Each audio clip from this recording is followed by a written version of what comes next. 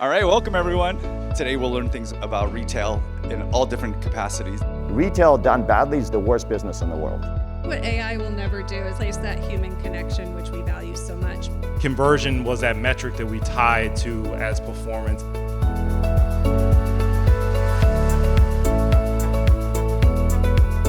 Hello.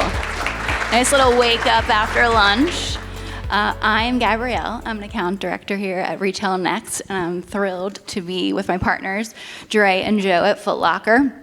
Today we're going to just be digging into how data analytics really impacts the whole business, whether that be day-to-day operations, whether that be the reimagined stores and the investments that they're making in upgrading the fleet, and events too. So I'm very excited to dig in. I loved working with these guys. It also helps that we all have Philly roots, so go Birds. Go Birds. Where are we at? There he is. I know. A lot of 49er people here. Boo Niners. But I'd love for you guys to give your background. I think after meeting so many people at Foot Locker, there's, roots really run deep, and you guys have a great journey story, so I'd love for you guys to share. For sure. First of all, excited to be here, and great first day. I know we played golf till about 8 o'clock last night. We showed up a little late, right off the golf course. But no, so Andreas, Derkits, you can call me Dre. I've been with Foot Locker 18 years, so it'll be 19 years in December. I started as a part-timer in 2007. My cousin got me the job. I was unemployed at the time. I got fired from GNC. I'll tell you guys that story later. But, my mom was like, hey, man, like, what are we doing here? So I was going to school for basically occupational therapy at that point. And I started part-timer, was assistant manager full-time, and then store manager for about 6.5 years. And I was a district manager for 5 years in the field. So overall field experience has been about 15 years in the field collectively. And then 2 years ago, I took the transition to the corporate side, and I got to work with this guy to my left, and I was senior manager of customer experience for North America, so really driving technology and initiatives and just CX strategy and behaviors within stores. And then most recently, I came to the banner initiative side. So currently, I'm director of banner initiatives for North America, so I support with store technology initiatives, really strategy and where we're going from a technology perspective, capital projects, investments, and really supporting my banner partners to bring the experience to life for our customers. Joe, over to you. And our 2 handicap, he needs some golf lessons. Hey, seriously, I'll take everything I can get.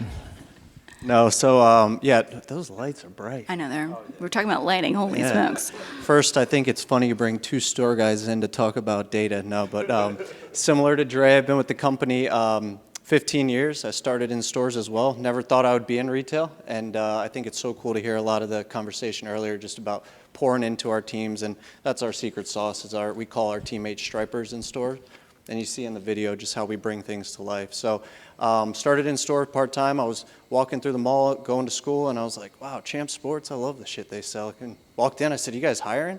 He's like, paper application, times have changed. They said, can you start tomorrow? And fast forward, I was in stores, ran all different leadership roles in stores for 7 years, and then transitioned to the corporate office where I've done everything from store operations to our teammate experience, communication, and now most recently and currently, Senior Director of Store Experience, which has 2 arms under it. One where I'm focused on the customer experience strategy, so our striper behaviors, how we interact with the consumer, working with Dre, what technology we need to put in to make that customer journey smooth and efficient. And then the other side of my org is execution. We know right now in retail, we got to execute at a high level. So I have teams across North America where we're out there on new cap projects. We roll out a new initiative. We're helping develop, coach, and train to any new initiative. So thanks for having us. Yeah, no, very glad that you're here. A little bit about me. So I'm an account director here. I've been here 7 years. 9 years ago, I attended as a customer with PVH. I worked with Darren on his team. So very full circle that, we're all back together when we talk about human connection. I mean, that's, I think, a big benefit of RetailNext. As a salesperson now here, I many times have to really sell, I'm selling cameras, right? But I'm really selling what the value of the data is, and that is conversion.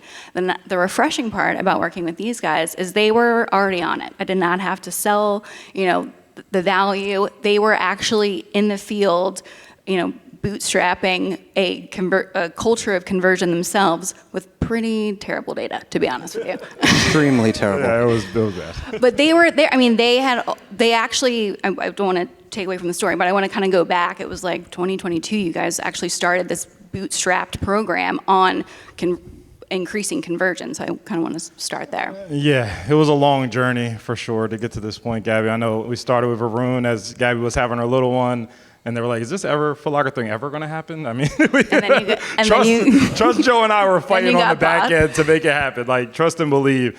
But yeah, man, we've always been focused on driving KPIs. I think that's our selling culture in store and connecting to the customer experience, but also tying it back to what behaviors are driving what results, right? And I think we did a lot of things to focus on conversion. And in 2022, post the COVID, I think we called it after COVID, right? AC, we really started to dive into, our omni behaviors and how do we get a mindset from our Striper that's always on, never know, and driving the customer experience. And conversion was that metric that we tied to as performance and really using that KPI. That was like the number one KPI. So when we looked at our traffic, we said, okay, this is a critical piece of the business. How many people are coming in? How are we getting to them? How are we driving that KPI consistently? And we felt good about ourselves because we're like, hey, man, we got gains in conversion. And even though traffic might be down, we're up in conversion. And there was always this kind of if you had a conversion gain, even if you missed a day, you had a good day, right? But then we started to see things, we're like, man, we had a lot of issues with our legacy vendor. I'm like, man, these cameras are like flip phones from 2000. If you had a flip phone right now that didn't have a smart screen or a touch screen, you'd be looking a little sideways. And that's how our camera technology was in stores. So we're like, we started to explore, and RetailNext came to the forefront. And working with Gabby and Varun and the entire team has just been incredible. And it really helped us understand, man, we got to make an investment here, and we need to understand how we can truly leverage this data and trust this data. And that's where we really started. And we did a POC in 10 stores, and the variance from store to store was extremely significant. I'm talking some stores are, we're reporting, our legacy count is reporting this, and RetailNext is reporting almost 30% different variance in traffic. And that allowed us to start to tell this story of, okay, guys, we talk about traffic on every single call, every single week, every single month. We're making business decisions off of the traffic and the conversion results that we have, but the data we have is inaccurate. So therefore, the decisions we're making are inaccurate. So leveraging the technology through RetailNext and going through the journey of, okay, testing it out, and then something unprecedented happened. We got the approval to go forward in December, in peak season, and on the corporate side, a lot of people taking off during the holidays. So we're trying to figure it out, and this team was incredible to get us to the point that, hey, we're ready to go. And then in 60 days, we rolled out from January to, we'll call it the end of February, we rolled out RetailNext to every single store, 1,400 plus stores. We'll call it 1,500 in North America.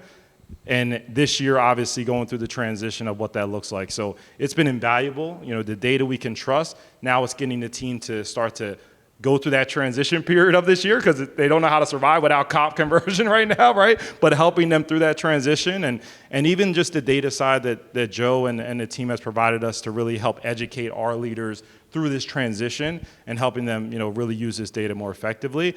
And then the ultimate unlock is our transition with shopper yield, I think. So that was a metric that RetailNext kind of introduced us to, and it was UPT, dollar per transaction conversion. Those were our key metrics. Obviously, some of our voice of the customer metrics, but those were things that we looked at consistently.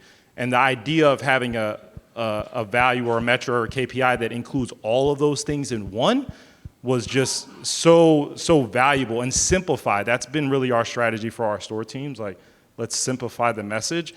And we call it customer value, but shopper yield allowed us to simplify and say, hey, total sales divided by total traffic. What's the dollar value of every single consumer walking into your store? And how do you maximize that with one extra sale or with one extra unit within that transaction, and collectively looking at ways to drive value within the day-to-day business and within our store. So it's been a tremendous transition, and I appreciate all the partnership. Yeah, there's been a great plug here for the partnership, but I just think you guys have been really smart about, you had this kind of coaching that existed in the stores, so we really were able to amplify it with getting data in every store, and then you've really taken to shopper yield, especially in a time of transition, right, when we don't have that comp. It's been really smart how we've been working with the stores in that way. And if I could just add to the and 15 minutes for Dre is never a good thing. No, it's not. But no, just the accuracy and now having like integrity in the data is going to be a huge unlock for us. We know our most important asset is our frontline team and our stripers, and how do we get them more? I think it was just said in the last presentation around getting our team more customer facing, get off a task. So how are we scheduling to that demand and that traffic and layer in the behaviors that Dre talked about? I mean, we're seeing positive growth on, so. Yeah, and we've also done quite a bit on measuring all the ROI on the investments in the store. So as you have these new concepts and designs, what is that actually doing to the shopper journey? Is it a go forward? You know, is it moving the needle in the business? So there's just a couple comments you wanted to share on some of the learnings that you've had from customer journey data. Yeah, I think it was instrumental. So if you guys follow Foot Locker at all, take it back to late 24. We opened 3, like a reimagined concept, if you would. Really stripping the store back and thinking, how can we do something different for the sneaker community? And we had ideas like, hey, let's try to have this communal try-on, like campfire, if you think, sitting around a campfire having a drink. But hey, everybody, you know, sneakerheads coming together in the heart of the store, being at the heart of sneakers and trying on together. And you know, that influence between each other.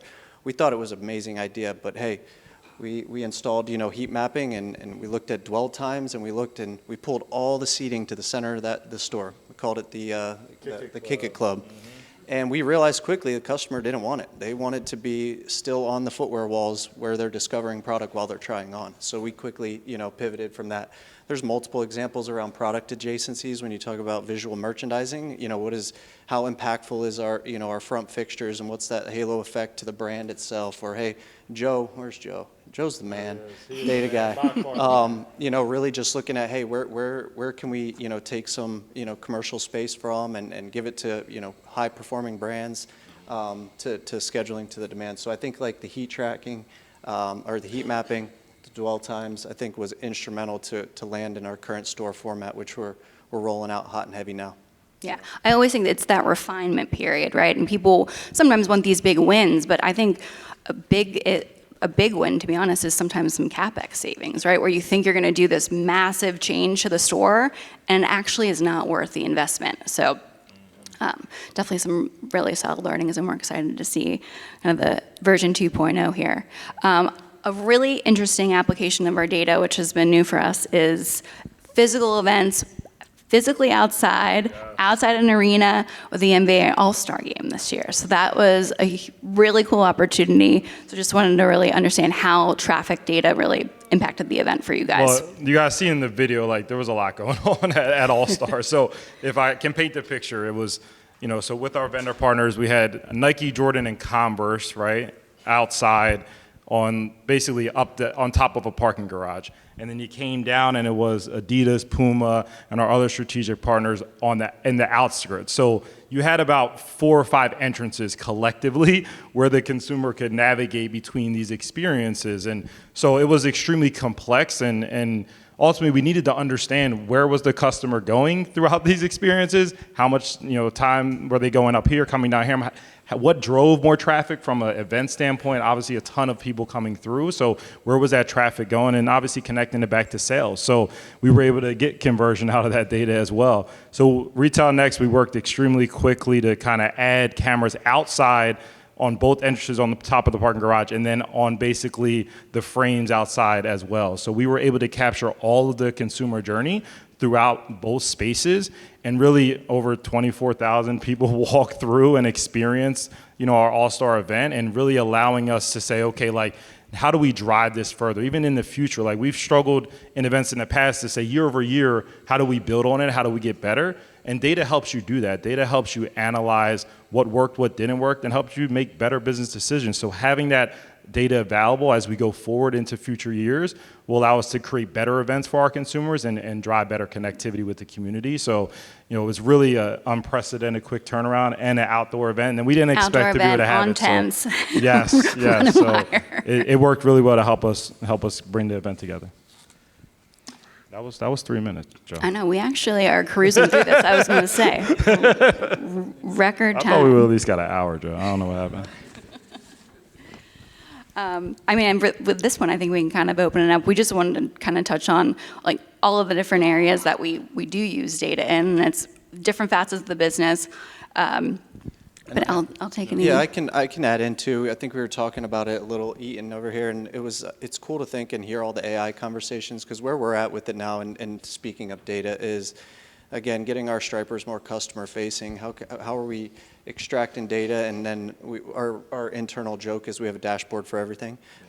So our store teams don't need to be diving into the data and taking hours in the back room. They need to be on the sales floor. So we're using it almost like a AI genie, if you will, to where I can go in as a store manager and say, hey, what are my top selling SKUs? Make sure they're represented on the sales floor. What's the depth in it? Do I need to work with the product team to get more?